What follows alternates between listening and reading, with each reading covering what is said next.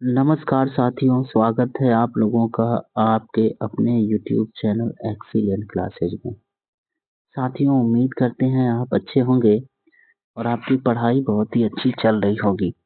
आइए साथियों, है ना, बिना विलंब किए हुए क्लास को हम आगे बढ़ाते हैं। और मेरे भाई, हम लोग क्या पढ़ेंगे?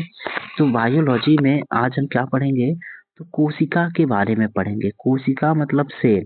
तो अब सेल के बारे में पढ़ेंगे, कौन कौन सी कोशिकाएं हैं, आज हम उनका अध्ययन करेंगे। तो ये हमारा दूसरा वीडियो है। अगर आप पहला वीडियो नहीं देखे हैं तो प्लेलिस्ट में जाइएगा, आपको वो पिछला वीडियो मिल जाएगा। अगर आप चाहते हैं, है ना, कि आप बायोलॉजी अच्छे लेवल तक पढ़ें ताकि सारे एग्जाम आपके क्लियर हो जाएं, तो आप हमारे चैनल को सब्सक्राइब जरूर कर लीजिएगा। आइए हम शुरू करते हैं भाई। कोशिका के बारे में देखते हैं कि आखिर ये कोशिका है क्या, कहाँ से आया। तो इतना ध्यान रखेंगे, जो कोशिका है ना, वो सजीवों की सबसे छोटी संरचनात्मक और क्रियात्मक इकाई होती है, इसे ध्यान रखेंगे।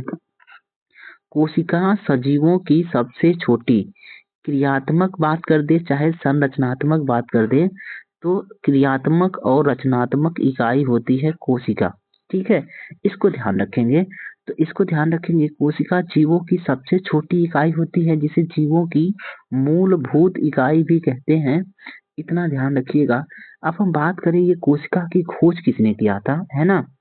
तो कोशिका की खोज सर्वप्रथम रॉबर्ट हुक ने किया था, इसे ध्यान रखेंगे। कोशिका की खोज किसने किया था? तो सर्वप्रथम रॉबर्ट हुक ने किया था, इतना ध्यान रखेंगे। और इन्होंने क्या किया कि एक कार्ग का टुकड़ा लिया और उसी में सूक्ष्मदर्शी के द्वारा देखेंगे तो इन्हें आभास हुआ कि ये जो कार्ग है वो छोटे छोटे टुकड़ों से मिलके बना है, और इसी सबसे छोटे भाग को इन्होंने कोशिका का नाम दिया। इसे ध्यान रखेंगे, ठीक मेरे भाई। तो ये जो चैम्बर्स है ना, इसी को इन्होंने क्या कहा? कोशिका कहा, इसे ध्यान रखेंगे। अब ये जो कार्क का टुकड़ा लिया था, तो ये पूछ लेता है कि कार्क का टुकड़ा किस वृक्ष से प्राप्त होता है। तो याद रखेंगे, कार्क का टुकड़ा ओक नामक वृक्ष से प्राप्त होता है, इसे ध्यान रखिएगा। तो पहली बात क्या है कि कोशिका जीवों की सबसे छोटी संरचनात्मक और क्रियात्मक इकाई होती है ना। इसे हम क्या बोलते हैं? जीवों की मूलभूत इकाई बोलते हैं। कोशिका की खोज किसने किया था? तो रॉबर्ट हुक ने किया था। रॉबर्ट हुक ने किस प्रकार की कोशिका का खोज किया था? तो याद रखेंगे, मृत कोशिका का खोज किया था। कौन सा मेरे भाई?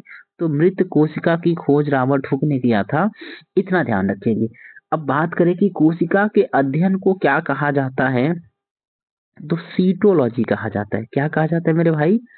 सीटोलॉजी कहा जाता है, इतना ध्यान रखेंगे। अब देखिए, ये निर्जीव कोशिका की खोज करेंगे कौन महोदय? तो रॉबर्ट हुक। लेकिन क्या होगा कि कुछ दिन बीतेगा और फिर एक नए वैज्ञानिक आएंगे, जिनका नाम क्या होगा, है ना मेरे भाई? तो ये होंगे एंटोनी वान ल्यूवेनहाक। एंटोनी वान ल्यूवेनहाक। और ये क्या करेंगे? तो जीवित कोशिका की खोज करेंगे, इसे ध्यान रखेंगे, ठीक मेरे भैया। अगर हम बात करते कि जीवित कोशिका की खोज किसने किया था, तो ल्यूवेनहाक हो जाएगा। और इसे ही क्या कहा जाता है? Father of bacteriology. Father of bacteriology किसको कहा जाता है? तो ये हो जाएंगे ल्यूवेनहाक। ठीक है, इन्होंने जीवित कोशिका की खोज की थी। तो दो क्वेश्चन यहाँ से आपके बनेंगे कि सर्वप्रथम कोशिका की खोज किसने किया था, तो वो हो जाएगा रॉबर्ट हुक। कौन सा था? तो मरा वाला। तो मृत कोशिका की बात करेगा तब भी रॉबर्ट हुक होगा, और कोशिका की बात करेगा तब भी रॉबर्ट हुक होगा। लेकिन अगर बात करते जीवित कोशिका, तो वो हो जाएगा आपका एंटोनी वान ल्यूवेनहाक हो जाएगा, इसे ध्यान रखेंगे। इसे फादर ऑफ बैक्टीरियोलॉजी कहा जाता है। अब देखिए क्या है कि सबसे छोटी कोशिका के बारे में बात करते हैं कि सबसे छोटी कोशिका कौन सी है ना। तो ये है आपका माइक्रोप्लाज्मा। माइक्रोप्लाज्मा गैलोसेप्टिकम। माइक्रोप्लाज्मा गैलोसेप्टिकम है, ये सबसे छोटा जीवाणु है, इसे ध्यान रखेंगे, ठीक मेरे भाई। तो अब एक दो बात आती है कि अगर सबसे बड़ी कोशिका की बात करेंगे, किसी भी जीव की सबसे बड़ी कोशिका क्या होती है? तो अंडा होता है, इसको ध्यान रखेंगे। यानी उस जीव का अंडा ही सबसे बड़ा कोशिका होगा। तो अगर हम बात करें कि सबसे बड़ी कोशिका सभी जीवों में किसकी है, तो सभी जीवों में सबसे बड़ा अंडा किसका होता है मेरे भाई, तो शुतुरमुर्ग का होता है। अभी के डेट में किसका होता है, शुतुरमुर्ग का। इसके पहले डायनासोर हुआ करते थे, डायनासोर, समझ रहे हो ना आप। तो चूंकि डायनासोर अब है नहीं, तो इसलिए डायनासोर का अंडा नहीं होगा, क्योंकि वो अवेलेबल नहीं है। तो अगर बात कर दे सबसे बड़ी कोशिका किसकी होगी, तो शुतुरमुर्ग का अंडा हो जाएगा। ऐसे ही अगर हम बात कर दें, है ना, कि शुतुरमुर्ग का अंडा तो सबसे बड़ी हो गया। और सबसे लंबी कोशिका की बात कर दें, तो किसी भी जीव का जो तंत्रिका कोशिका होती है, जिसको न्यूरॉन बोलते हैं, वो किसी भी जीव की सबसे लंबी कोशिका और किसी भी जीव की सबसे बड़ी कोशिका क्या होगा मेरे भाई, तो उस जीव का अंडा होगा। इतना ध्यान रखेंगे। तो ऑल ओवर सभी जीवों में सबसे बड़ी कोशिका शुतुरमुर्ग का अंडा हो जाएगा, है ना, इसे ध्यान रखेंगे। अब बात करते हैं हम मनुष्यों के बारे में कि मनुष्य की सबसे लंबी कोशिका कौन सी है, तो जो न्यूरॉन होता है, तंत्रिका कोशिका, वो सबसे लंबी कोशिका। और मनुष्य की सबसे बड़ी, बड़ी का मतलब होता है ना, भार में, वजन में, साइज में, और लंबी का मतलब होता है लंबाई में। समझ रहे हो ना आप। तो सबसे बड़ी कोशिका कहेंगे तो अंडाणु हो जाएगा, इसको ध्यान रखेंगे। मनुष्यों का सबसे बड़ी कोशिका अंडाणु होगा, यानी जो अंडा है ना, वो किसी भी जीव का होगा, वो बड़ा होगा। अगर हम मेल फीमेल की बात कर दें कि फीमेल महिलाओं के सबसे बड़ी कोशिका क्या होगी, तो अंडाणु, और पुरुषों की सबसे बड़ी कोशिका क्या हो जाएगी, तो शुक्राणु हो जाएगा। इसको ध्यान रखेंगे, ठीक मेरे भाई। चलिए आगे बढ़ते हैं, है ना। ये तो हो गया। और सबसे लंबी कोशिका कौन सा हो जाएगा, तो आपका हो जाएगा मेरे भाई तंत्रिका कोशिका, इसे भी ध्यान रखिएगा। अब देखिए तो अगर हम बात करें कि जो शुतुरमुर्ग का अंडा है वो कितना बड़ा होता है, तो लगभग 170 गुणे 135 mm का होता है। इसको ध्यान रखेंगे। इसका वजन लगभग 1.5 से 2 किलो का होता है ना, इसे भी ध्यान रखिएगा। अब देखिए कोशिका के आकार को माइक्रोमीटर में नापा जाता है। ये पूछ लेता है कभी कभी कि कोशिका को किसमें मापा जाता है, तो माइक्रोमीटर में मापा जाता है। इतना ध्यान रखिएगा। अब देखिए, अब बात करें कि कोशिका सिद्धांत किसने दिया था, है ना। कोशिका सिद्धांत की बात कर लें, किसने दिया था, तो कोशिका सिद्धांत होंगे जर्मन वैज्ञानिक होंगे। एक जन का नाम होगा स्लाइडेन और दूसरे का नाम होगा स्वान, ठीक है। स्लाइडेन और स्वान ने कोशिका सिद्धांत दिया था, इसे ध्यान रखेंगे। अब ये कोशिका सिद्धांत दिए थे, तो ये जो स्वान महोदय थे, ये प्राणी शास्त्री थे, प्राणी शास्त्री। और ये जो स्लाइडेन था, ये वनस्पति शास्त्री था। इसे ध्यान रखेंगे, ठीक है। यानी ये जीव वैज्ञानिक थे, और ये, है ना, आपका जो स्लाइडेन हो जाएगा, ये आपका वनस्पति वैज्ञानिक था। इसे ध्यान रखेंगे। अब देखिए तो, अब इनका जो कोशिका सिद्धांत है वो क्या है, इसे हम देख लेते हैं। तो इन्होंने क्या कहा था, आइए देखिए। इनके अनुसार क्या है कि सभी जीव कोशिकाओं के बने होते हैं, इन्होंने कहा था। उसके बाद क्या कहा कि प्रत्येक जीव की उत्पत्ति एक कोशिकीय जीव से होती है, ठीक है, इसे ध्यान रखेंगे। फिर क्या कहा इन्होंने कि प्रत्येक कोशिका स्वतंत्र है, किंतु सभी कोशिकाएं मिलकर किसी कार्य को संपन्न करती हैं, इन्हें ध्यान रखेंगे। और फिर इन्होंने क्या कहा, है ना, कि प्रत्येक कोशिका में केंद्रक होता है, जो कोशिका के सभी कार्यों को नियंत्रित करता है। तो ये कोशिका सिद्धांत किसने दिया था, स्लाइडेन और स्वान ने दिया था। इतना ध्यान रखेंगे। एक बार वापस सुनिएगा, इनका कोशिका सिद्धांत क्या है कि सभी जीव एक कोशिकीय, है ना, सभी जीव जो हैं वो कोशिकाओं के बने होते हैं। यानी कोशिकाओं से अंग बनते हैं, और अंग से क्या बनेगा, आपका शरीर बनेगा। तो जितने भी जीव हैं वो सभी क्या है, कोशिकाओं के बने हैं। अब देखिए, किसी भी जीव की जो उत्पत्ति होती है वो एक कोशिका से होती है। अब एक कोशिका से क्यों होती है कि देखिए, जब अंडाणु और शुक्राणु मिलते हैं, जब निषेचन की क्रिया होती है, तो आपका एक ही तो अंडाणु होता है, एक ही अंडा होता है, और ये एक अंडा एक कोशिका का होता है। अब धीरे धीरे यही कोशिका विभाजन होता है, तो किसी में समसूत्री, किसी में अर्धसूत्री, है ना, अलग अलग विभाजन का प्रोसेस है। तो अब यही कोशिका विभाजन होकर आपके बहुत सारे कोशिकाओं में बदलते बदलते एक छोटे बालक का रूप धारण कर लेता है। इसे ध्यान रखेंगे। तो इन्होंने क्या कहा था कि, है ना, प्रत्येक जीव की उत्पत्ति एक कोशिका से होती है, इसे ध्यान रखेंगे। फिर इन्होंने क्या कहा कि प्रत्येक कोशिका स्वतंत्र होती है। प्रत्येक कोशिका है वो अपने आप में स्वतंत्र होगी, लेकिन किसी कार्य को संपादित करने के लिए ये सब मिलके काम करती हैं, ठीक है, इसे ध्यान रखेंगे। उसके बाद क्या कहा इन्होंने कि जो कोशिका होता है, कोशिका के भीतर केंद्रक होगा और जो कोशिका की समस्त गतिविधियों को नियंत्रित करेगा, इसको ध्यान रखिएगा, ठीक मेरे भाई। अब देखिए तो फिर इन्होंने क्या कहा कि कुछ जीव कोशिका सिद्धांत का पालन नहीं करते हैं, उनकी विशिष्ट संरचना कोशिका सिद्धांत के तथ्यों का अपवाद है, ठीक है, इसको ध्यान रखेंगे। और वो जो जीव है उनको थोड़ा सा देख लेंगे। तो आइए हम देख लें कोशिका कौन कौन सी होगी। तो देखिए कोशिका मुख्य रूप से दो प्रकार की होती है। एक होता है जीवों की कोशिका, समझ रहे हैं ना, और एक होगा प्लांट सेल यानी पादप कोशिका। एक होगा आपका जीव कोशिका यानी सजीवों की कोशिका, और एक होगा आपका पादप कोशिका हो जाएगा, इसे ध्यान रखेंगे। अब देखिए तो अगर हम बात करते हैं कि है ना, जो जंतु होते हैं, जंतु कोशिका या जीव कोशिका के बारे में बात करें कि जो जंतु होता है, जंतु की कोशिका कैसा दिखती है, तो ये अंडाकार होती है। कैसा होता है, तो अंडाकार होता है या फिर वृत्ताकार होता है। लेकिन पादप कोशिका कैसा होगा, तो ये चौकोर या फिर खटभुजाकार होता है, इसको ध्यान रखेंगे, ठीक मेरे भाई। तो आइए अब हम बात कर लें कि कोशिका में कौन कौन से पार्टिकल होते हैं, ठीक है। तो देखिए अगर हम बात कर दें, जो चाहे पादप कोशिका हो जाए और चाहे आपका जंतु कोशिका हो जाए, तो इसके बीच में केंद्रक पाया जाता है। बीच में क्या होगा, केंद्रक होगा। जंतु कोशिका में कोशिका के ठीक बीचों बीच होता है, लेकिन पादप कोशिका में थोड़ा सा किनारे की ओर होता है, इसे ध्यान रखेंगे। उसके बाद क्या होगा आपका, है ना, बहुत सारे कोशिकांग होंगे, छोटे छोटे बहुत सारे कोशिकांग होंगे, इन्हें ध्यान रखेंगे। तो आइए देख लेते हैं कि कौन कौन से कोशिकांग होंगे, है ना, और कोशिका की कार्यविधि क्या होगी, इन सबको देखना है। तो देखिए एक होगा कोशिका, कोशिका के बाहर एक झिल्ली पाई जाएगी जिसे कोशिका झिल्ली कहते हैं, ठीक है। और झिल्ली के भीतर द्रव भरा होगा जिसे कोशिका द्रव कहते हैं। तो जो आपको ये दिख रहा है ना नीला नीला, ये सब क्या है, कोशिका द्रव है, ठीक।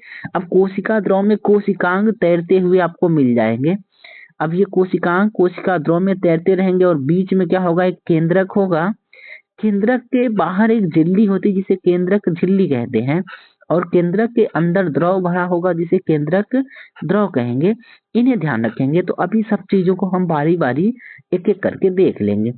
सेम प्रोसेस आपका क्या होगा, है ना, सेम चीजें जो पादप कोशिका होती हैं उसमें भी होता है, ठीक है मेरे भाई। तो जैसे गांजी काय हो गया, है ना। अब देखिए पादप कोशिका जंतु कोशिका में थोड़ा सा गैप होता है, जो अंतर होगा उसको हम थोड़ी देर में देख लेंगे। अब आइए एक एक करके बारी बारी देखते हैं, है ना, क्या क्या बातें हैं। तो अब देखो यहाँ पे हमने क्या देखा था कि कुछ जो विशेष कोशिकाएं होती हैं वो कोशिका सिद्धांत का पालन नहीं करते हैं, जो कुछ जीव होते हैं। और उन जीवों में कौन कौन सा होता है, तो उनको देखना है। तो एक हो जाएगा आपका विषाणु। विषाणु बोले तो वायरस। जो वायरस होते हैं वो कोशिका सिद्धांत का पालन नहीं करते हैं, इन्हें ध्यान रखेंगे। तो वायरस क्या होते हैं, इन्हें देख लीजिएगा। वायरस सजीव और निर्जीव के बीच की कड़ी होती है, इसे ध्यान रखिएगा।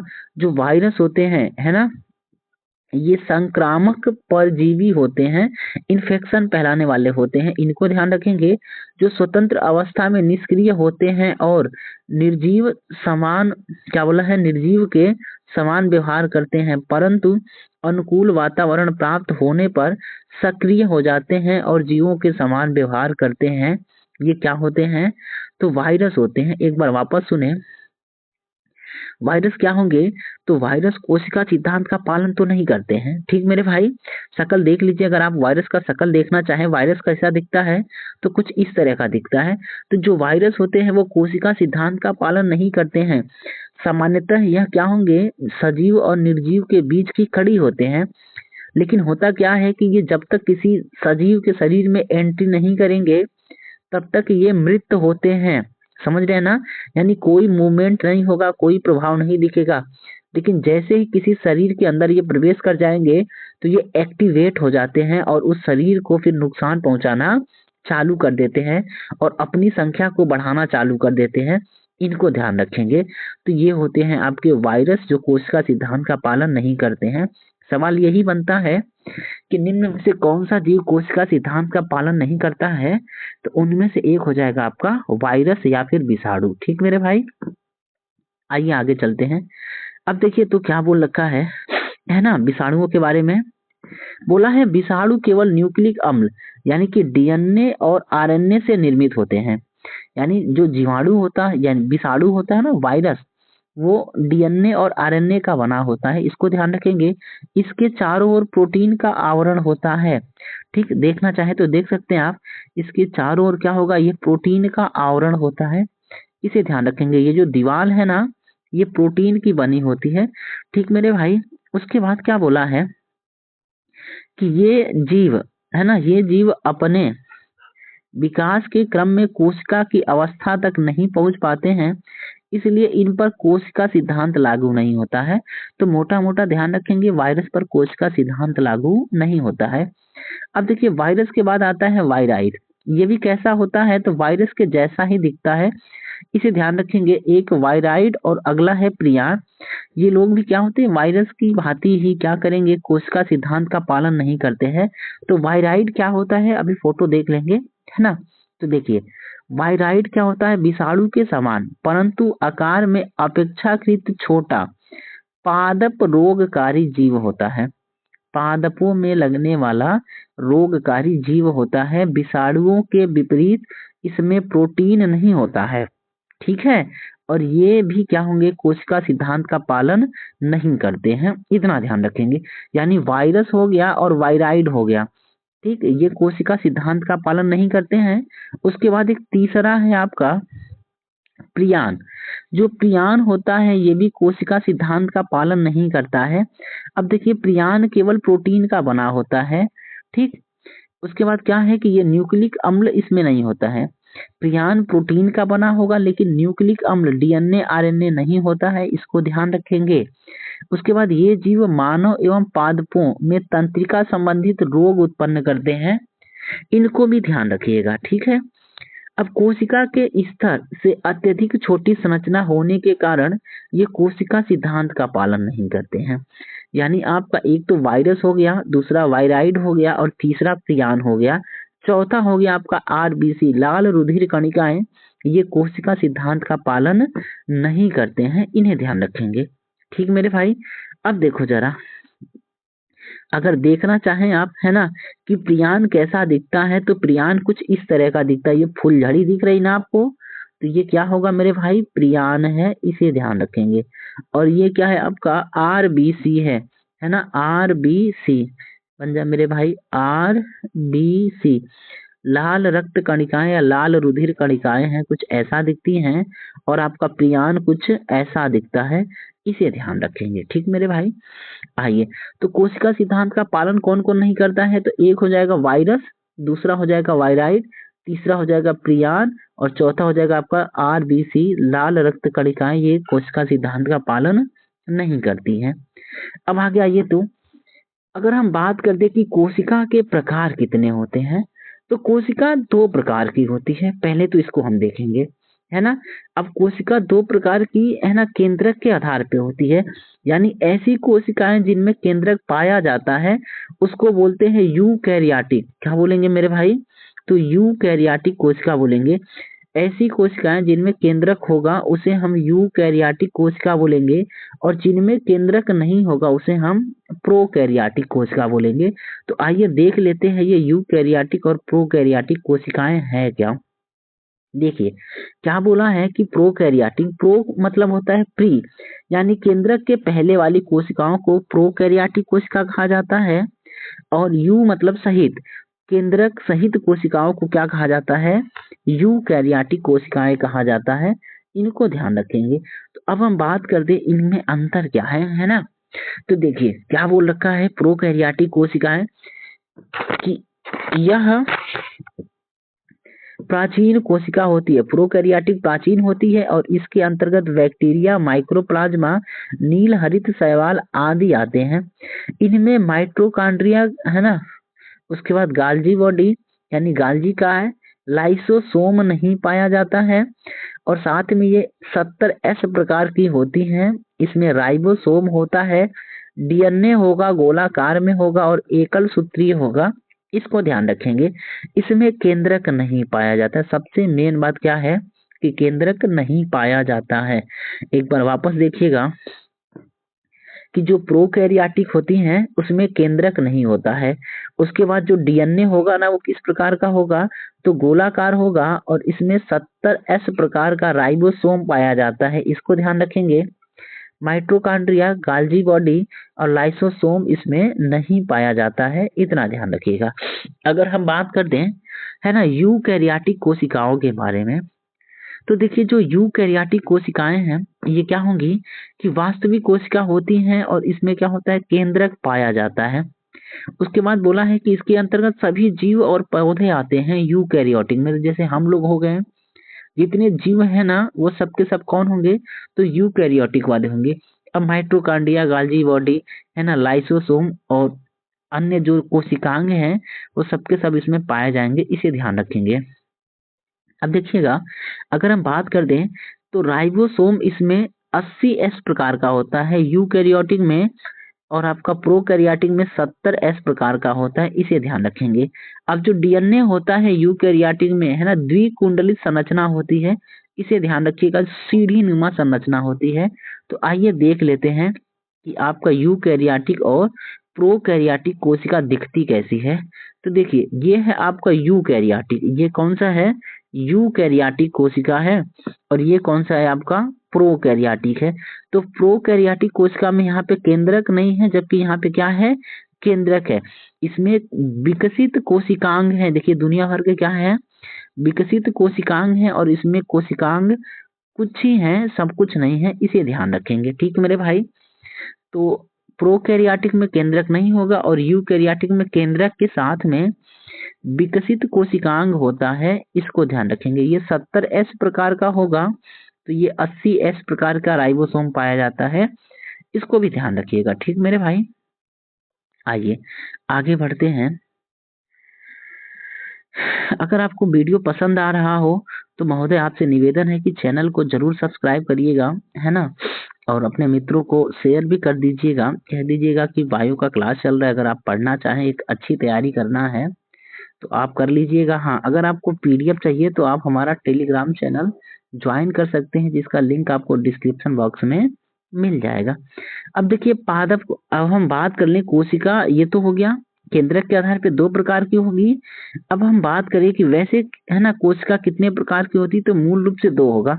एक होगा आपका पादप कोशिका और एक होगा जंतु कोशिका। पादप कोशिका और जंतु कोशिका, देखिए पादप कोशिका ऊपर देखे थे ना, आपका पादप कोशिका देखिए कहाँ गया भाई, हाँ इधर, ये रहा पादप कोशिका, ये, और ये रहा जंतु कोशिका। तो अब हम इन्हीं के बारे में पढ़ेंगे कि पादप कोशिका और जंतु कोशिका कोशिका आखिर है क्या चीज और इनमें अंतर किस बात का है, इसे ध्यान रखेंगे। ठीक मेरे भाई, तो आइए बात कर लें पादप कोशिका और जंतु कोशिका के बारे में। तो देखिए पादप कोशिका और जंतु कोशिका में थोड़ा सा डिफरेंस देखना है। क्या है कि है ना पादप कोशिका में कोशिका भित्ति होती है। कोशिका भित्ति का मतलब होता है दीवार। पादप कोशिका में कोशिका भित्ति और कोशिका झिल्ली दोनों पाई जाती हैं, जिसका निर्माण सेलुलोज का होता है। यानी जो छाल होता है ना पेड़ का, उसको कोशिका भित्ति बोलते हैं। जो पेड़ का छाल है उसको कोशिका भित्ति बोलते हैं, इसको ध्यान रखेंगे। ठीक, और वो किसका बना होता है, तो सेलुलोज का बना होता है। जबकि मनुष्यों में या फिर जीवों में कोई छाल जैसी संरचना नहीं होती है, तो इसमें आपका कोशिका भित्ति नहीं पाया जाएगा। क्या पाया जाएगा, तो केवल कोशिका झिल्ली पाई जाएगी, इसे ध्यान रखेंगे। उसके बाद क्या है कि पादप कोशिका में केंद्रक होता है, समझ रहे हैं ना, परंतु कोशिका के किनारे होता है।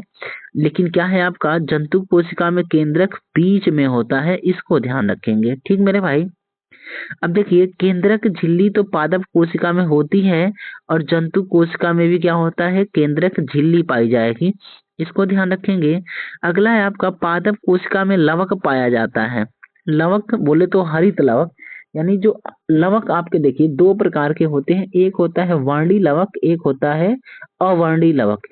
वर्णी लवक का मतलब होता है कलरफुल, समझ रहे हो ना, जो आपका फूल होता है जो आपके पौधे होते हैं वो कलर में होते हैं, नीला, पीला, हरा, लाल, गुलाबी।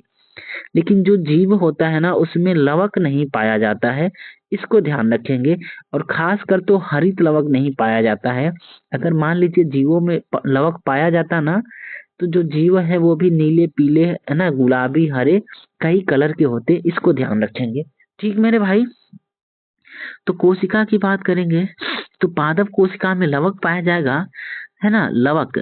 लवक के साथ में हरित लवक भी होगा, जबकि जंतु कोशिका में हरित लवक नहीं पाया जाता है, इसको ध्यान रखेंगे। हरित लवक के कारण ही पौधे हरे दिखाई देते हैं, है ना। अगर ये मनुष्यों में पाया जाता तो जो अवतार मूवी आई है ना, सब नीले, पीले, हरे हरे रहते हैं, तो हम लोग भी हरे हरे दिखाई देते। ठीक मेरे भाई, आ जाओ।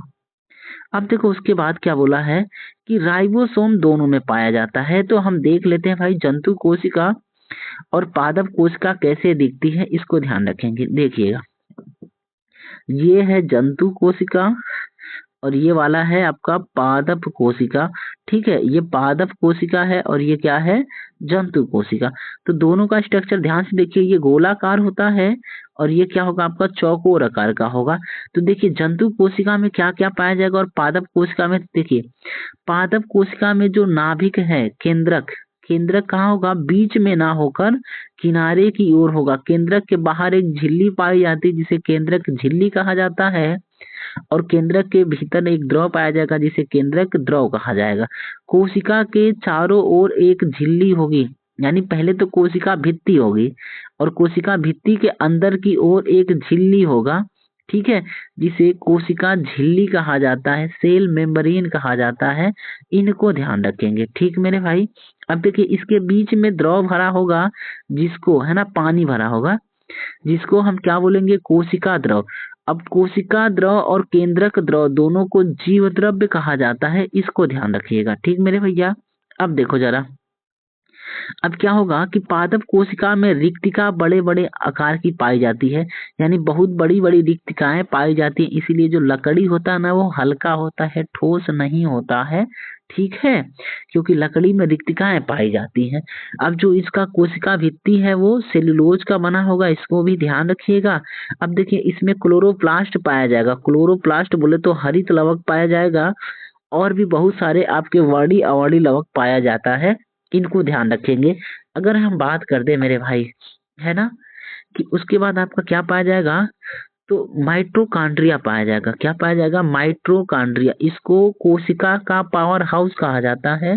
पावर हाउस या श्वसन अंग या श्वसन तंत्र की बात कर दे, ऊर्जा घर की बात कर दे, तो माइटोकॉन्ड्रिया हो जाएगा, इसे ध्यान रखेंगे। ठीक है, उसके बाद क्या होगा आपका, राइबोसोम पाया जाएगा। उसके बाद क्या होगा आपका, सीटोप्लाज्म हो जाएगा। ठीक मेरे भाई। उसके बाद गाल्जी बॉडी, गाल्जी काय हो जाएगा, है ना। उसके बाद आपका ये रिक्तिका हो जाएगी।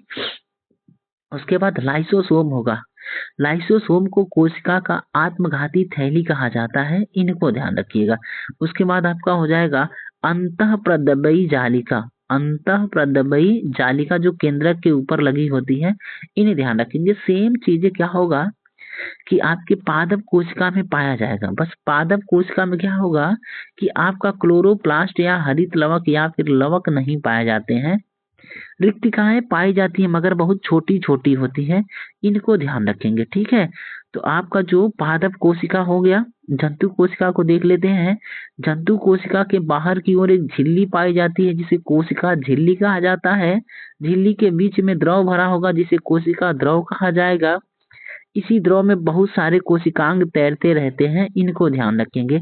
और ठीक बीचों बीच एक आपका क्या होगा, है ना, एक संरचना पाई जाएगी जिसको हम केंद्रक बोलेंगे, इसको ध्यान रखेंगे। केंद्रक के बाहर एक झिल्ली होती है जिसको केंद्रक झिल्ली कहा जाता है। ठीक है, और उसके भीतर एक द्रव होगा जिसको केंद्रक द्रव कहा जाएगा। केंद्रक द्रव और, है ना, कोशिका द्रव को जीव द्रव्य कहते हैं।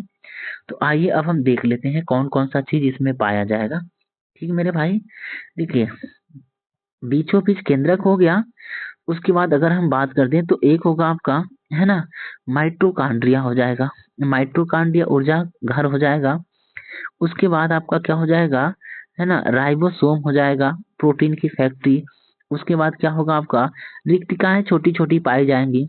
उसके बाद क्या हो जाएगा, सीटोप्लाज्म हो जाएगा, ये सीटोप्लाज्म हो गया, फिर गाल्जी बॉडी हो जाएगा, फिर क्या होगा मेरे भाई, है ना, ऐसे तमाम तरह की संरचनाएं पाई जाएंगी, लाइसोसोम, राइबोसोम, है ना, अंतःप्रद्रवी जालिका हो जाएगी, सारी की सारी संरचनाएं दोनों में पाई जाएंगी, इतना ध्यान रखेंगे। अब आइए आगे बढ़ते हैं।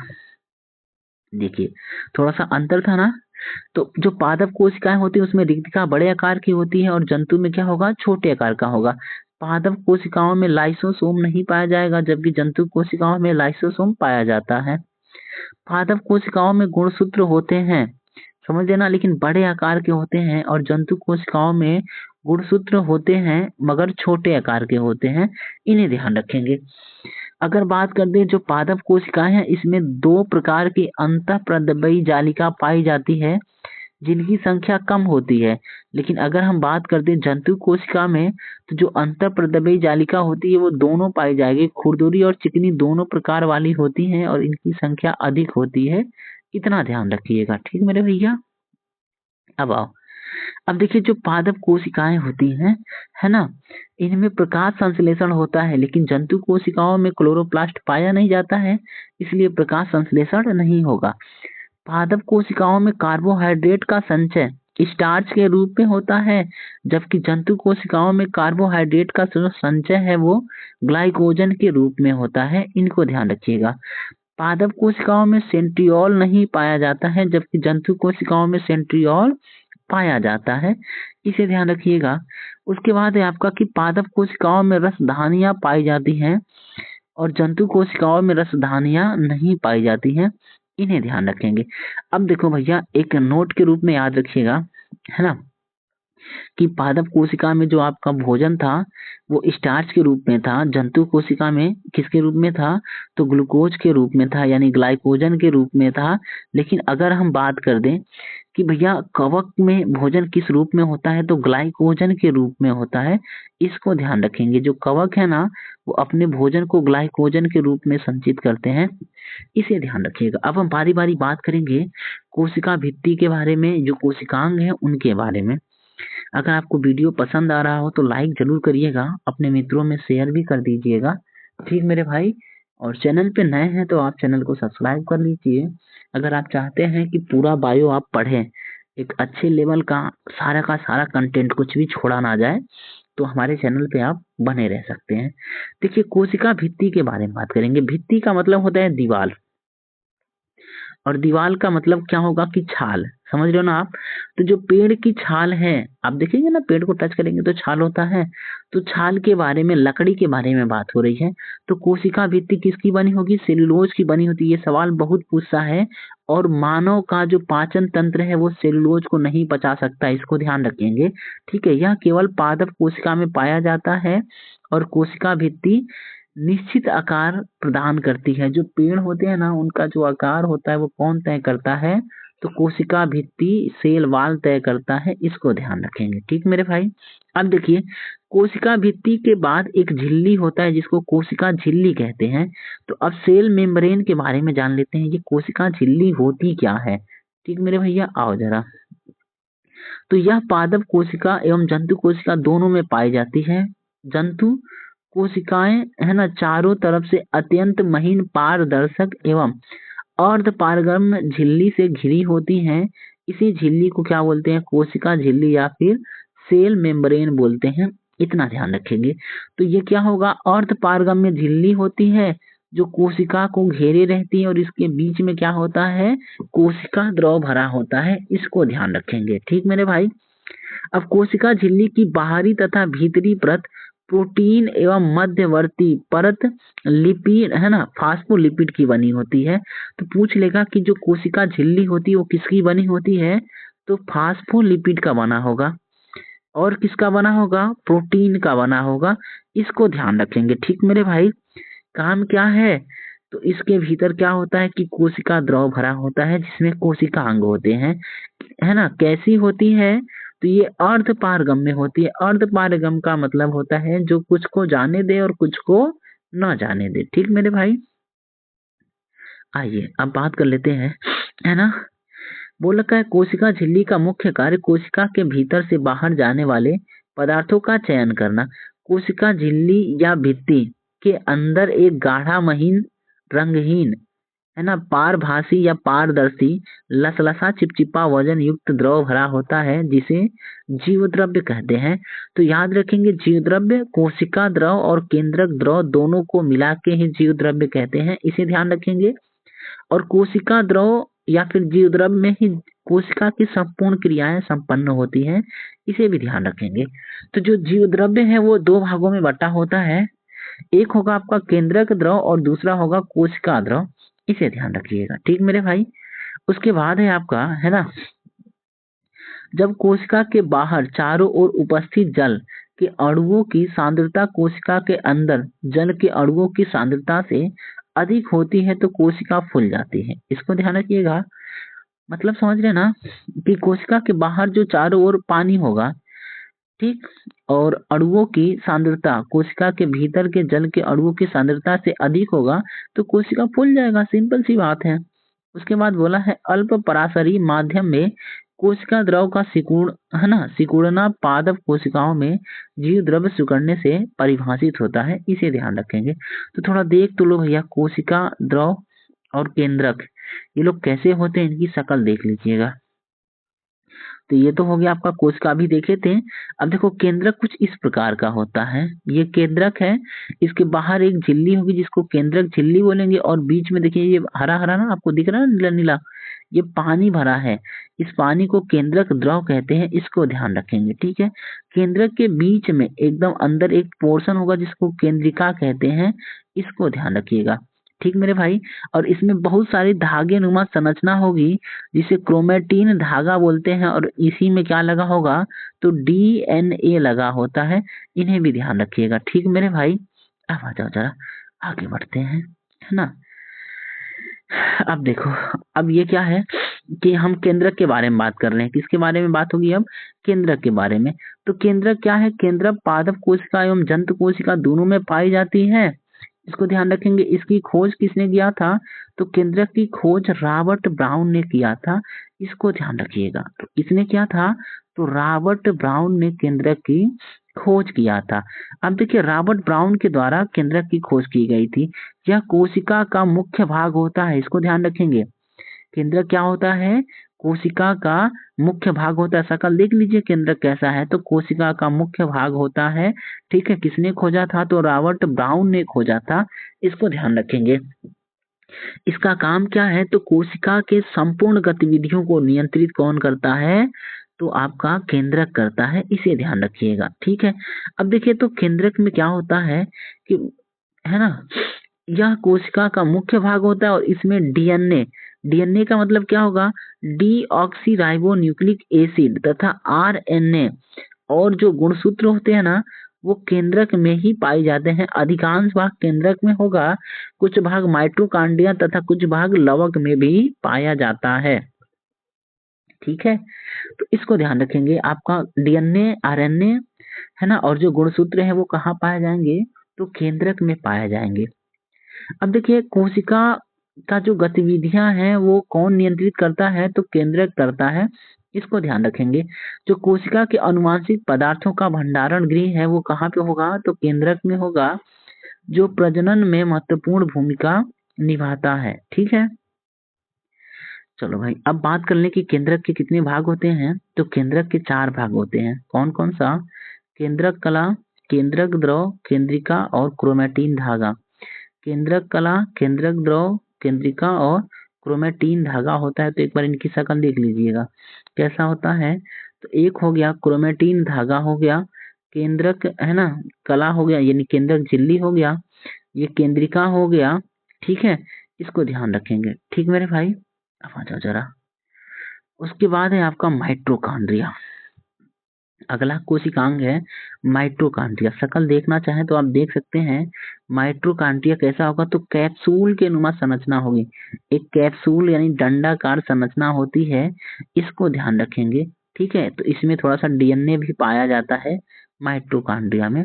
तो आइए देख लेते हैं माइटोकॉन्ड्रिया है क्या चीज। ठीक भैया, देख लो ध्यान से आप, माइटोकॉन्ड्रिया क्या क्या है, तो आउटर मेम्ब्रेन यानी बाह्य झिल्ली हो गया, उसके बाद ग्रेनुअल हो गया, फिर इनर मेम्ब्रेन हो गया, फिर उसके बाद क्या हो गया, राइबोसोम हो गया, है ना, फिर क्रिस्टी जंक्शन हो गया, फिर डीएनए हो गया, फिर एटीपी हो गया, और फिर क्या हो गया, मैट्रिक्स हो गया। तो देखिए अगर हम बात कर दें माइटोकॉन्ड्रिया की, तो माइटोकॉन्ड्रिया है ना, पादप और जंतु दोनों कोशिकाओं में पाया जाता है, इसको ध्यान रखेंगे। अब इसका मेन क्या है कि इसकी खोज किसने किया था, तो कोलिकर ने किया था, लेकिन अल्टमैन ने इसका नामकरण कर लिया था, इसको ध्यान रखेंगे। तो माइटोकॉन्ड्रिया का नाम किसने दिया था, अल्टमैन ने दिया था, और खोजकर्ता कौन है, कोलिकर है।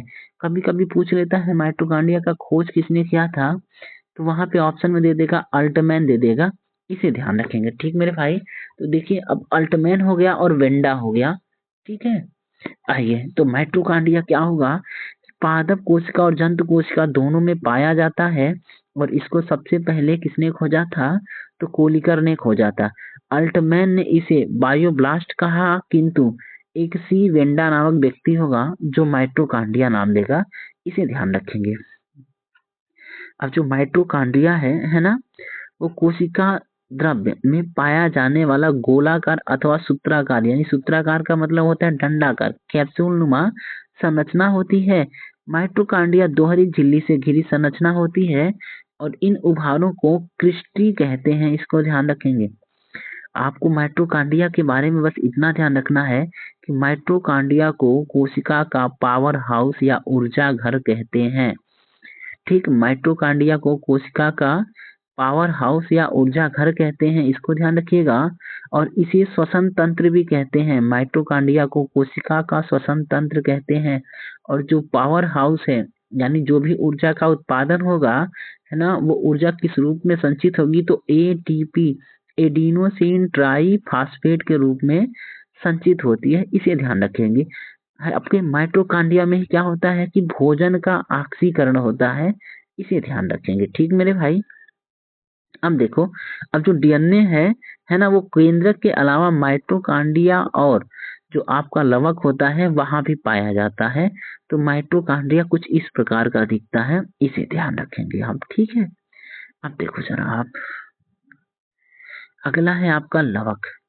अगर हम बात करते हैं लवक की, तो लवक आपके है ना कौन कौन से होंगे, कितने प्रकार के होंगे, तो लवक होता क्या है, लवक केवल पादप कोशिकाओं में पाया जाता है, जंतु कोशिकाओं में नहीं होता, इसको ध्यान रखेंगे। ठीक मेरे भाई, तो यह सिर्फ पादप कोशिकाओं में एक अन्य प्रकार की रचना पाई जाती है, जिसको लवक कहते हैं। लवकों के कारण ही पौधों में क्या होगा, कलर आएगा। तो लवक आपके 3 प्रकार के होते हैं, जो रंग देखते हैं ना पौधों के फूलों के, वो लवक के कारण होगा। लवक 3 प्रकार का होता है। एक है आपका हरित लवक, है ना, इसको क्लोरोप्लास्ट बोलते हैं। ये हरे रंग का होता है, इसको ध्यान रखेंगे, क्योंकि इसके अंदर हरे रंग का पदार्थ पाया जाता है, जिसको क्लोरोफिल कहते हैं, पर्ण हरित या क्लोरोफिल कहते हैं, इसको ध्यान रखेंगे। तो इसी के कारण पौधे का रंग हरा होता है, समझ रहे हैं ना। और जो पत्तियां हैं वो हरी दिखाई देती हैं। तो कोई भी पौधा अगर हरा है तो किसके कारण है, तो हरित लवक के कारण है, इसको ध्यान रखेंगे। उसके बाद होता है अवर्णी लवक। अवर्णी लवक का मतलब होता है कि ऐसे लवक जो रंगहीन होते हैं। तो जो आप अक्सर देखेंगे पौधों की जो जड़ें होती है ना, वो रंगहीन होती हैं। तो जस है ना, पौधे के जिस भाग में आपका सूर्य का प्रकाश नहीं पहुंचेगा, तो वहां पे अवर्णी लवक वाले हो जाते हैं, इनको ध्यान रखेंगे। तो देखिए क्या बोल रखा है कि ये रंगहीन लवक होते हैं और पौधे के उन भागों की कोशिकाओं में पाए जाते हैं जो प्रकाश से वंचित रहते हैं, जैसे जड़ हो गया, भूमिगत तना हो गया। ये स्टार्च के रूप में भोजन करते हैं, इसको ध्यान रखेंगे। तो जो है ना आपका पत्तियों के द्वारा भोजन बनता है प्रकाश संश्लेषण में, वो सारा भोजन कहाँ पे संचित होता है, तो अवर्णी लवक के माध्यम से स्टार्च के रूप में जड़ों में संचित हो जाता है, इसको ध्यान रखेंगे। ठीक मेरे भाई, उसके बाद है वर्णी लवक। अब वर्णी लवक की बात कर दें, तो जो आपको कलर दिखते हैं लाल, पीले, हरे, नीले, नारंगी, जितने भी कलर होते हैं ना, वो पौधे के जो फूल के कलर हैं वो किसके कारण होते हैं, तो वर्णी लवक के कारण होते हैं, इसको ध्यान रखेंगे। तो जो पंखुड़ियों का, फलों का पकना, ये किसके कारण होता है, तो वर्णी लवक के कारण होता है। ये कुछ इस प्रकार की संरचना दिखाई देती है, इसे ध्यान रखेंगे। तो कुछ ऐसा होता है आपका, है ना, ये हरित लवक हो गया, ये आपका रेड वाला हो गया, ये पीला वाला हो गया, ये अलग अलग कलर के आपके पाए जाते हैं, इन्हें ध्यान रखेंगे। तो जो आपके रंग बिरंगा होता है ना, वो किसके कारण होता है? तो लवक के कारण होता है, इसे ध्यान रखिएगा। अगला है आपका गाल्जी काय। ठीक, गाल्जी बॉडी। देखिए तो इसकी शक्ल देख लो कैसा दिखता है। पहली बात तो इस तरह का कुछ दिखता है। ठीक मेरे भाई, गाल्जी काय की बात करें तो कुछ इस तरह का दिखता है, और इसमें होता क्या है ना, तो ये शक्ल इसका कुछ ऐसा है। इसको क्या बोलते हैं? ट्रांसफेस बोलते हैं। और ऊपर वाले को क्या बोलते हैं? क्रिस्पी टाइप का है ना। ये क्या है? ये किस फेस है? क्रिस्पी टाइप का है, कुरकुरा की तरह। ठीक है, इसको ध्यान रखेंगे। इसको है ना ल्यूमेन बोलते हैं, और इसको क्या बोलेंगे? किस्टर्न बोलेंगे। और ये सब आपकी संरचना है। तो कुल मिला के आपका गाल्जी का या गाल्जी बॉडी कुछ ऐसा दिखता है। अब देख लेते हैं भाई ये होता क्या है। तो देखिएगा, क्या बोल रखा है कि गाल्जी का, इसकी खोज है ना 1898 में कैमिलो गाल्जी ने किया था, इसलिए इसका नाम भी क्या हो गया? गाल्जी का या गाल्जी बॉडी। गाल्जी ने खोजा था, गाल्जी नाम रख दिया गया। अब क्या बोला है? यह पादप कोशिका और जंतु कोशिका दोनों में पाया जाता है। इसे डिक्टियोसोम भी कहते हैं। क्या कहते हैं? डिक्टियोसोम कहते हैं। इसका मुख्य कार्य होता है कि कोशिका भित्ति और सेल प्लेट का निर्माण करना होता है। इसमें वसा तथा प्रोटीन अधिक होते हैं, लेकिन राइबोसोम का अभाव होता है। इसको ध्यान रखेंगे। ठीक मेरे भाई, अब आ जाओ। उसके बाद क्या बोला है? यह विभिन्न कोशिका पदार्थों के है ना विनिर्माण एवं संग्रहण तथा परिवहन हेतु उत्तरदायी होता है। इसलिए इसे यूकैरियोटिक कोशिकाओं का विनिर्माण परिवहन केंद्र कहा जाता है। अब आओ भैया, यानी गाल्जी क्या है कि यह जंतु और पादप कोशिका दोनों में पाया जाता है। इसे कोशिका का यातायात प्रबंधक या पुलिस मैन कहा जाता है। इसको ध्यान रखेंगे, यातायात प्रबंधक या ट्रैफिक पुलिस या फिर पुलिस मैन कहा जाता है। यह जो विनिर्माण का कार्य होता है, जो परिवहन का कार्य होता है, जो भंडारण का कार्य होता है, ये कौन करता है? तो आपका गाल्जी का या गाल्जी बॉडी करती है। इनको ध्यान रखेंगे। तो गाल्जी काय के अध्ययन में सिल्वर नाइट्रेट का उपयोग किया जाता है। ये लाइन याद रखेंगे, है ना, कि सिल्वर नाइट्रेट का उपयोग किया जाता है। और जो गाल्जी काय है वो सरल शर्करा से जटिल शर्करा में बदलता है। यानी जो सरल शर्करा है ना, उसको जटिल शर्करा में बदलने का काम कौन करता है?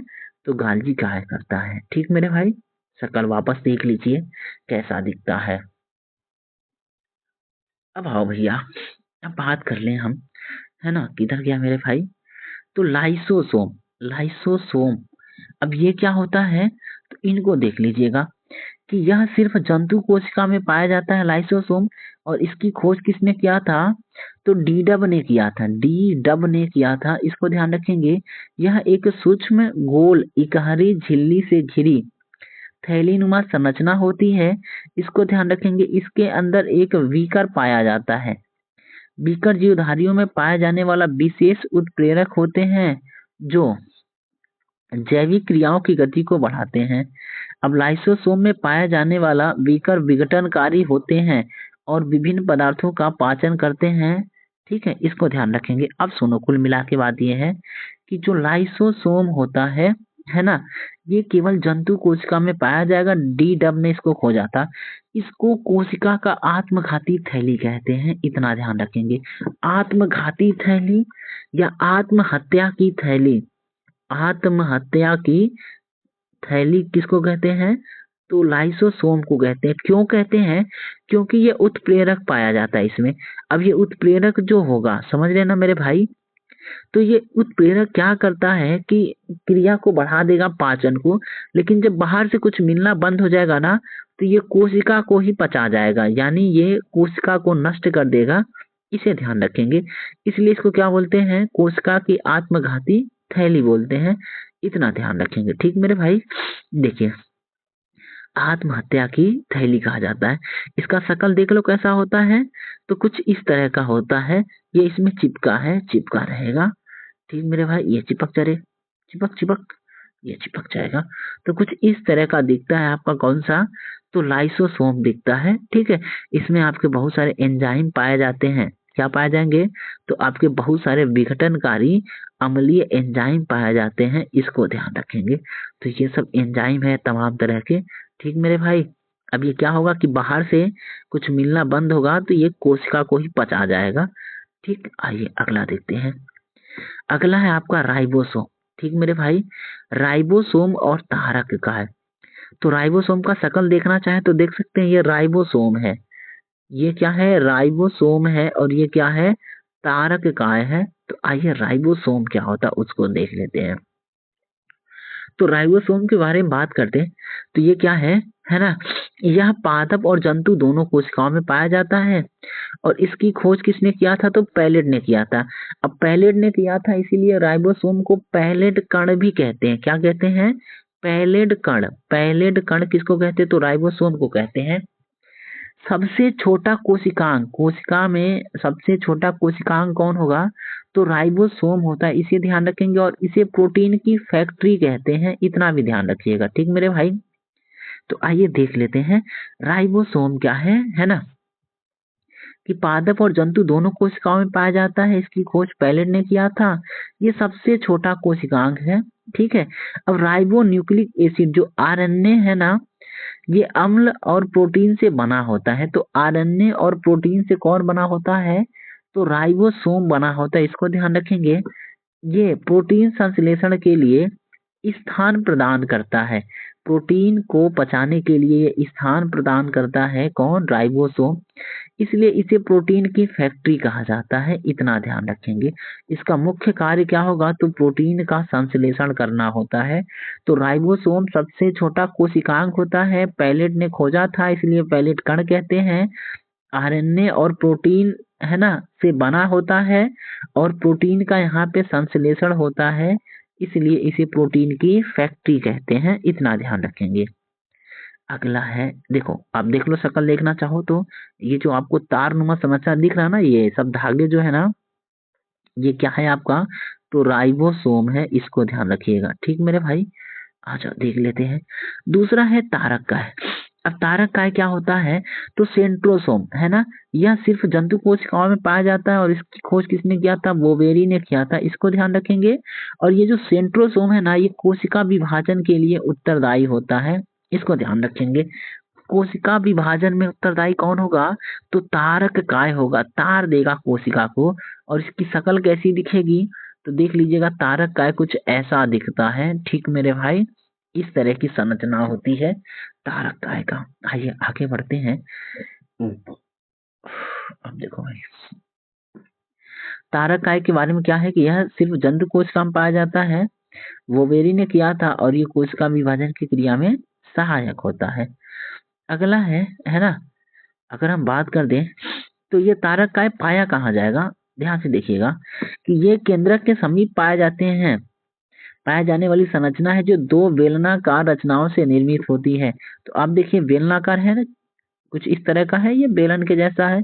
ये पूरा बेलन के जैसा, एक तो इधर से बन गया, एक बेलन इधर से बन गया।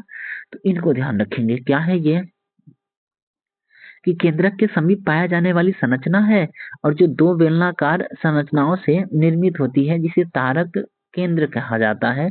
प्रत्येक तारक केंद्र एक महीन स्वच्छ आवरण सेंट्रोस्फेयर से लिपटा रहता है। सेंट्रोस्फेयर का मुख्य कार्य कोशिका विभाजन के समय तुर्क है ना, तंतु बनाना होता है, इनको ध्यान रखेंगे। तो कोशिका विभाजन में कौन सहायक होता है, तो आपका सेंट्रोसोम हो जाएगा, तारक काय हो जाएगा, इसे ध्यान रखेंगे। उसके बाद है आपका अंतःप्रदबयी जालिका। अगर हम बात करते हैं मेरे भाई कि अंतःप्रदबयी जालिका क्या होती है, तो देखिए है ना, इसके बारे में थोड़ा देख लेते हैं। तो प्लाज्मिक रेटिकुलम। अब देखो भैया, ये क्या है, रेटिकुलम है ना, अंतःप्रदबयी जालिका। तो यह पादप एवं जंतु दोनों कोशिका में पाई जाती है। इसकी खोज किसने किया था, तो पोर्टर ने किया था, इसको ध्यान रखेंगे। सबसे बड़ी कोशिका का अंग है ये, सबसे छोटा कोशिकांग राइबोसोम, और सबसे बड़ा बात कर दें तो क्या होगा आपका, अंतःप्रदबयी जालिका हो जाएगा, इसे ध्यान रखेंगे। यह है ना, कोशिका द्रव तथा केंद्रक द्रव से भरे जाल के समान फैली संरचना होती है, यानी ये जाली नुमा संरचना होती है, इनको ध्यान रखेंगे।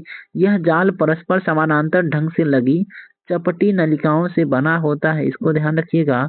इसके मुख्य कार्य क्या होगा, तो वसा और प्रोटीन का संश्लेषण करना, वसा और प्रोटीन का संश्लेषण करना किसका कार्य होता है? तो अंतःप्रद्रव्यी जालिका। ठीक है मेरे भाई, अंतःप्रद्रव्यी जालिका खोज किसने किया था? पोर्टर ने किया था। सबसे बड़ा कोशिकांग होगा और ये कोशिका द्रव तथा केंद्रक द्रव दोनों में फैला रहेगा। ठीक है, और काम क्या होता है? तो वसा और प्रोटीन का संश्लेषण करना होता है। तो इसकी शक्ल कुछ इस तरह का होता है, इसको ध्यान रखेंगे।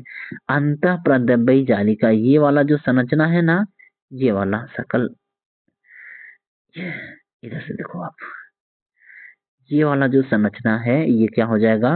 अंतःप्रद्रव्यी जालिका हो जाएगी। ठीक मेरे भाई, आ जाओ, ये नाभिक है, न्यूक्लियस है, केंद्रक, केंद्रक के ऊपर ये लगा होता है, इसे ध्यान रखेंगे। चलिए आगे देखते हैं कि आपका अंतःप्रद्रव्यी जालिका कितने प्रकार की होगी? तो 2 प्रकार का है ना। एक होगा स्मूथ यानी कि चिकना, और एक होगा आपका खुरदुरा। तो चिकना की बात कर दें तो जिस पर राइबोसोम नहीं पाया जाता है, ठीक है, यानी जो चिकना होगा ना उस पर राइबोसोम नहीं पाया जाएगा, इतना ध्यान रखेंगे।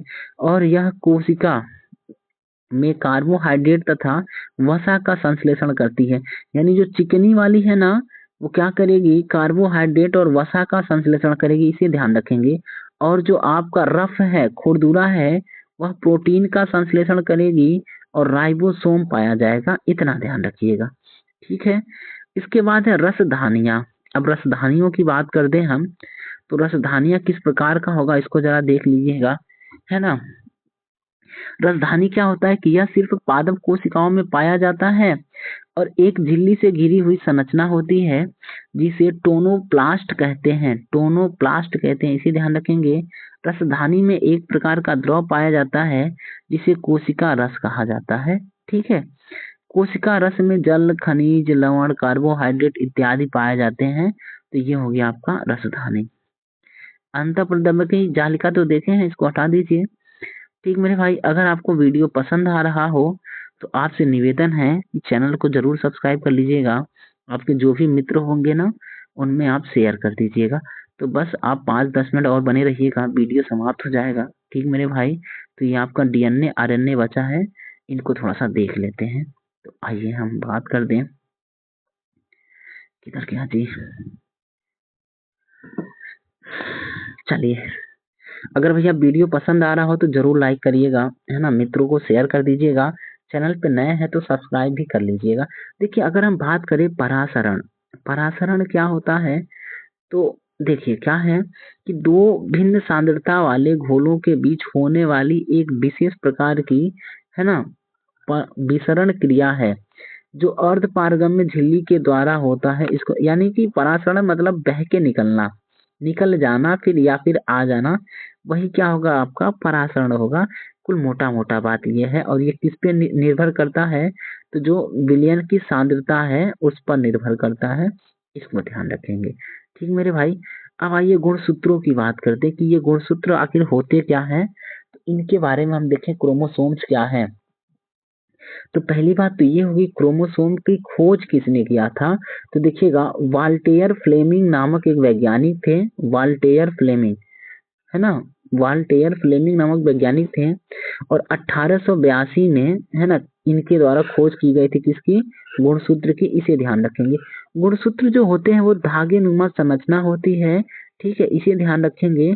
और ये क्या होते हैं कि केंद्रक के भीतर पाए जाते हैं, इसे ध्यान रखिएगा। यह डीएनए और हिस्टोन प्रोटीन की बनी होती है। जो गुणसूत्र होगा वो डीएनए और हिस्टोन प्रोटीन का बना होता है और इसके ऊपर नाइट्रोजनी क्षार होते हैं, इसको ध्यान रखिएगा। ठीक मेरे भाई, इनके ऊपर दानेदार संरचना पाई जाती है जिन्हें हम जीन कहते हैं।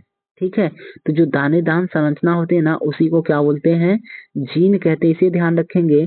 गुणसूत्रों में पाए जाने वाला न्यूक्लिक अम्लों में जीवन की सारी जानकारी छुपी होती है और यही जानकारी कोड के रूप में होती है, इसे ध्यान रखिएगा। और जो न्यूक्लिक अम्ल हैं वो 2 प्रकार के होते हैं, आपके डीएनए और आरएनए। तो गुणसूत्र क्या होता है? गुणसूत्र की खोज वाल्टेयर फ्लेमिंग ने किया था, 1882 में किया था, इसको ध्यान रखिएगा। गुणसूत्र एक धागे नुमा संरचना होती है और जो कहाँ पे पाए जाएंगे, केंद्रक के भीतर पाए जाते हैं। गुणसूत्र बने किसके होंगे, तो डीएनए और हिस्टोन प्रोटीन का बना होगा, साथ में नाइट्रोजनी क्षारक भी पाए जाते हैं, इतना ध्यान रखिएगा। ठीक मेरे भाई, इसके ऊपर छोटी छोटी गोल गोल संरचना पाई जाती है जिसे हम जीन कहते हैं, इतना ध्यान रखिएगा। अब आओ भैया, अब जो न्यूक्लिक अम्ल हैं डीएनए और आरएनए है ना, ये भी कहाँ पे पाए जाते हैं, तो आपके गुणसूत्रों में पाए जाते हैं। अब देख लो जरा, अब बात करते हैं हम कि दो ही न्यूक्लियोटाइड होते हैं जो नाइट्रोजनी क्षार होते हैं और क्या होते हैं, डीऑक्सीराइबोज शर्करा होता है, इसको ध्यान रखेंगे। साथ में आपका फास्फेट समूह के द्वारा ये आपस में जुड़े होते हैं। ठीक भाई, अब देखो न्यूक्लिक अम्ल में पाए जाने वाला जो बंध होता है ना, आकर्षण बल को फास्फो फास्फोडाइएस्टर बंध कहते हैं। न्यूक्लिक अम्लों में जो बंध पाए जाते हैं उन्हें फास्फोडाइएस्टर बंध कहते हैं, इतना ध्यान रखिएगा। ठीक, अब बात करें भैया कि जीन प्रोटीन है ना का कुटीन नहीं करता है। जो जीन होता है ना वो प्रोटीनों का कुटीन बोले तो कोडन नहीं करता है, यानी जीन प्रोटीनों में कोड नहीं करता है, इसे ध्यान रखिएगा। देखिए कुछ इस तरह की संरचना होती है, ये आपका हेलिक्स मॉडल हो गया। ठीक मेरे भाई, और ये कुछ ऐसा दिखता है। अब हम बात करेंगे डीएनए और आरएनए की। ठीक मेरे भाई, देखिएगा अगर डीएनए की बात करें तो डीएनए का पूरा नाम होता है deoxy ribo nucleic acid. Deoxy ribo nucleic acid होता है, इसे ध्यान रखेंगे। अब देखो भैया, जो डीएनए होता है यह है ना, एक बार पढ़ लेते हैं फिर आपको समझा देंगे बात क्या है। लिखा है, आप इसको ध्यान से पढ़िए। देखिए क्या लिखा है कि यह हमारे है ना लक्षणों को एक पीढ़ी से दूसरी पीढ़ी तक पहुंचाने का कार्य करता है, अतः यह अम्ल हमारा अनुवांशिक पदार्थ कहलाता है, इसको ध्यान रखेंगे। इस अम्ल में डीऑक्सीराइबोज शर्करा और 4 नाइट्रोजनी क्षार पाए जाते हैं। ठीक है, जिनमें आपका होगा एडेनिन, गुआनिन, थाइमिन और साइटोसिन होता है, इसको ध्यान रखेंगे।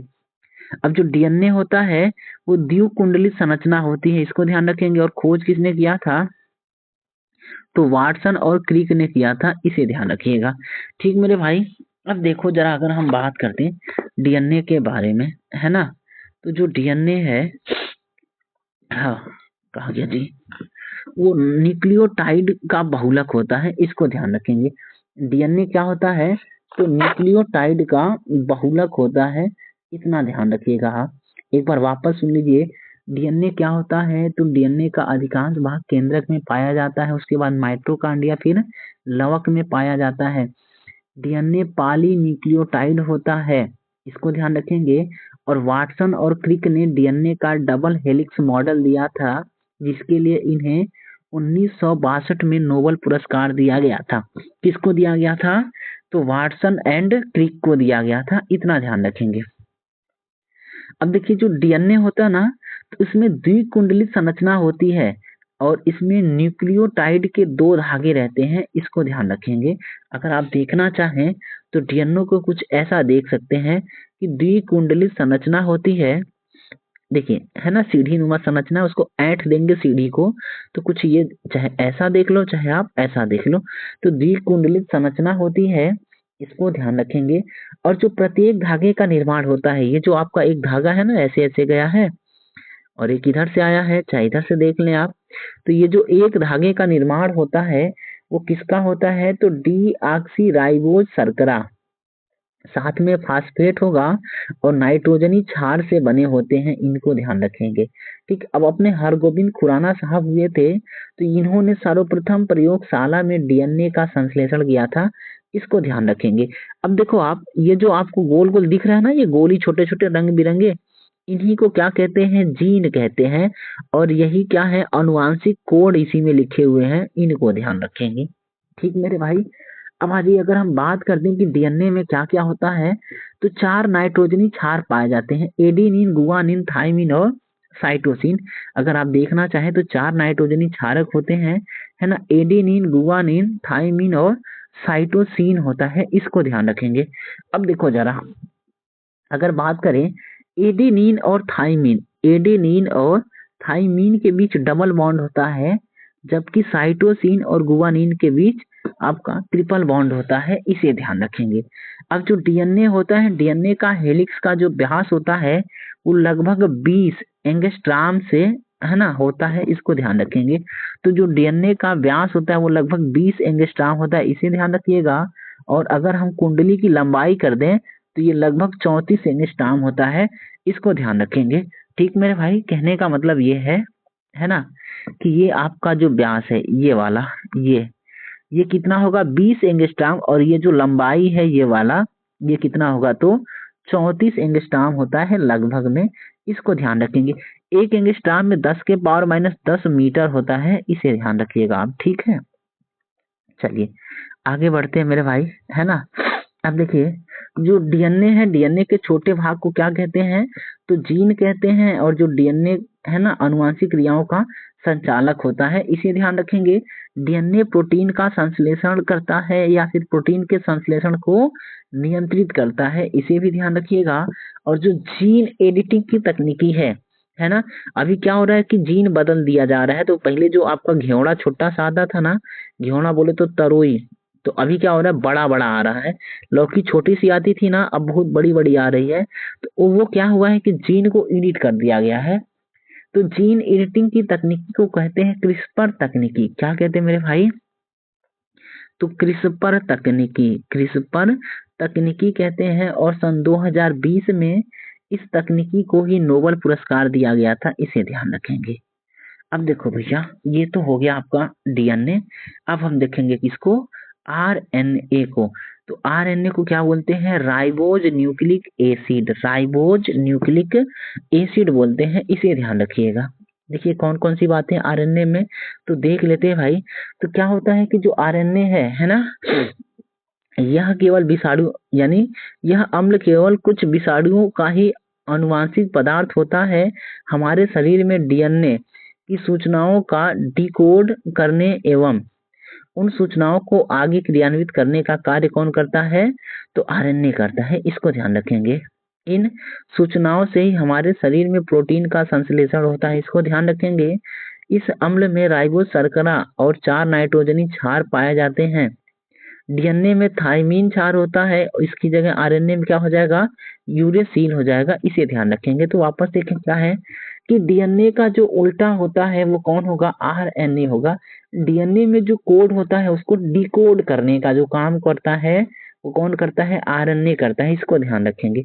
ठीक मेरे भाई, आरएनए ही सूचनाओं को आगे बढ़ाएगा कि प्रोटीन का संश्लेषण कहाँ होगा, ये सूचनाएं आगे बढ़ाने का काम कौन करेगा, तो आरएनए करेगा। आरएनए में 4 नाइट्रोजनी क्षार पाए जाते हैं।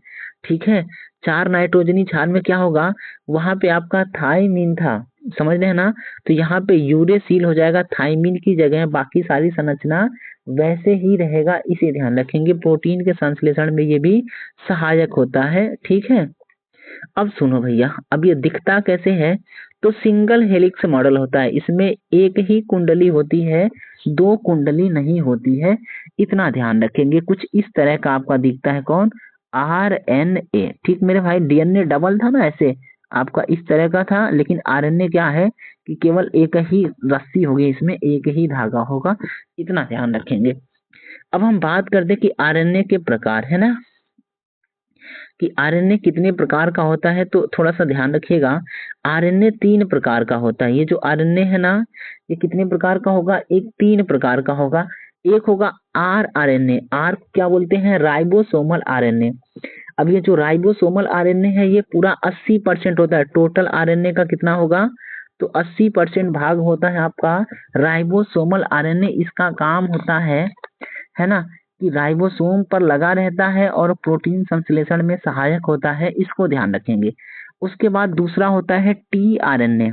कौन होता है, तो टीआरएनए, और ये कितना होगा, तो 10 से 15% होता है, 10 से 15% भाग होता है। इसका काम क्या होता है, इसको बोलते हैं ट्रांसफर आरएनए, यानी स्थानांतरण आरएनए बोलते हैं, इसको ध्यान रखेंगे। अब ये क्या होगा, ये अमीनो अम्लों को राइबोसोम पर भेजता है, कौन, ट्रांसफर आरएनए, टीआरएनए। और तीसरा है आपका एमआरएनए। कौन है, एमआरएनए। तो ये कितना होता है, तो लगभग 3 से 5% होता है। एम का मतलब है यहाँ पे मैसेंजर आरएनए, तो ये क्या करता है कि अमीनो अम्लों को चुनने का काम कौन करता है? तो mRNA करता है, इसको ध्यान रखेंगे। ठीक मेरे भाई, आइए अब देखिए डीएनए फिंगरप्रिंटिंग की बात करते हैं, है ना। तो देख लो भाई क्या है कि किसी जीव या व्यक्ति के डीएनए में उपस्थित क्षार का क्रम निश्चित होता है, जिसके द्वारा उस जीव या व्यक्ति का लक्षण निर्धारित होता है। डीएनए में, है ना, डीएनए के इसी निश्चित क्रम को डीएनए का फिंगरप्रिंट कहते हैं। डीएनए फिंगरप्रिंट की खोज किसने किया था? तो एलेक जेफ्रेज के द्वारा की गई थी, इसे ध्यान रखेंगे। डीएनए फिंगरप्रिंट टेस्ट लाने का श्रेय डॉक्टर लाल जी सिंह को है, इसको ध्यान रखेंगे। ये भारत में लाए थे लाल जी सिंह, है ना। डीएनए फिंगरप्रिंट टेस्ट संस्थान कहाँ पे है? तो हैदराबाद, चंडीगढ़, लखनऊ आदि जगह पे है, इसे ध्यान रखिएगा। अब देखो जरा जीन क्या है। तो जीन क्या होता है? अनुवांशिक इकाई होती है, और जो जीन है डीएनए का वह भाग होता है जो किसी विशिष्ट कार्य को संपादित करता है, इसको ध्यान रखेंगे, है ना। वायरस में जीन डीएनए अथवा आरएनए से बना होता है, जबकि यूकैरियोटिक जीवों में यह केवल डीएनए का बना होता है, इसको ध्यान रखेंगे। यानी हम जैसे लोग हैं ना, जीव जंतु पादप हो गए, तो उसमें क्या होता है? केवल डीएनए का जीन बना होता है, इसको ध्यान रखेंगे। ठीक मेरे भाई, अब बात कर दे कि जंपिंग जीन की अवधारणा, है ना, बारबरा मैग नामक कोई वैज्ञानिक थे, उनके द्वारा मक्का पर प्रयोग करने के दौरान दिया गया था। ठीक है, ट्रांसपोजन के नाम से भी प्रचलित है जंपिंग जीन, इसे ध्यान रखेंगे। डीएनए के ऐसे भाग हैं जो एक ही क्रोमोसोम, है ना, में अथवा एक क्रोमोसोम से दूसरे क्रोमोसोम पर अपनी उपस्थिति को बदलते रहते हैं, उसको जंपिंग बोलते हैं। तो मेरे भाई अगर ये वीडियो आपको पसंद आया हो तो आप वीडियो को लाइक जरूर करिएगा। ठीक मेरे भैया, चैनल पे नए हैं तो सब्सक्राइब कर लीजिएगा, और अपने मित्रों को भी बोल दीजिएगा सब्सक्राइब करने के लिए। तो इसी के साथ वीडियो देखने के लिए आपका बहुत बहुत धन्यवाद। ठीक है, हमारा वीडियो आप देखते रहिए, और बायो की एक अच्छे से तैयारी कर लीजिएगा। अगर आप पीडीएफ चाहते हैं तो आप, है ना, हमारा टेलीग्राम चैनल ज्वाइन कर सकते हैं, जिस पर केवल 2-3 लोग ही हैं अभी तक। तो अगर आप चाहें तो ज्वाइन कर सकते हैं, आपकी मर्जी है। लिंक आपको दे दिया जाएगा, है ना, डिस्क्रिप्शन बॉक्स में। ठीक है, तो आप जाइएगा वहाँ पे देख लीजिएगा। तो वीडियो देखने के लिए आपका बहुत बहुत धन्यवाद। आपका दिन शुभ हो। नमस्कार, जय श्री राम।